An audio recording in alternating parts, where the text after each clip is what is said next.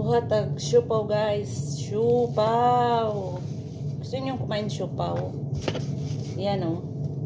Homemade siopaw. First try.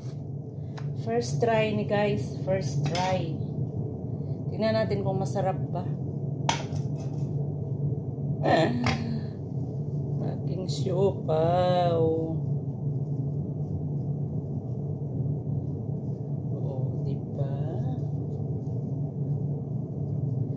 Dili lang itan ka mabuka. Dili lang unta ka mabuka. Oh, diba?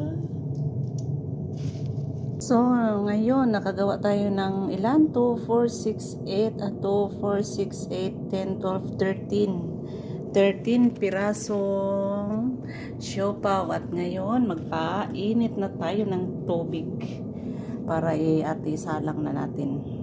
Ayan, at dahil kumulo na yung ating steamer guys, so wala tayong steamer kaya strainer yung ginamit ko. Yan, sige, salang na natin.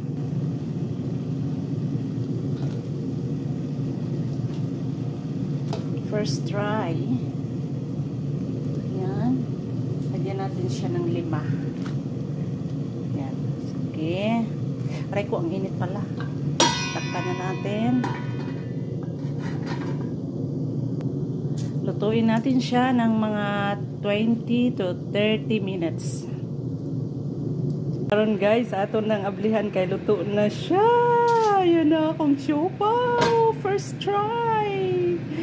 Allah ka. Tingnan nga natin. Wag lang sanang masira. Allah. Agoy oy.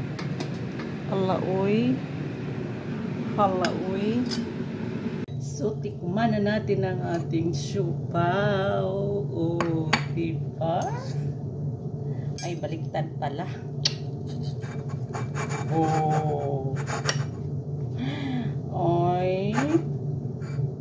Ay. Kunti lang ang ulam. Dapat pala dinamihan ko. Ay, ano ba yan? Nadikit yung nadikit yung wax paper.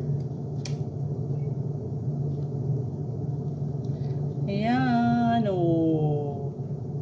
Dapat para marami yung di bale sa sunod, next time.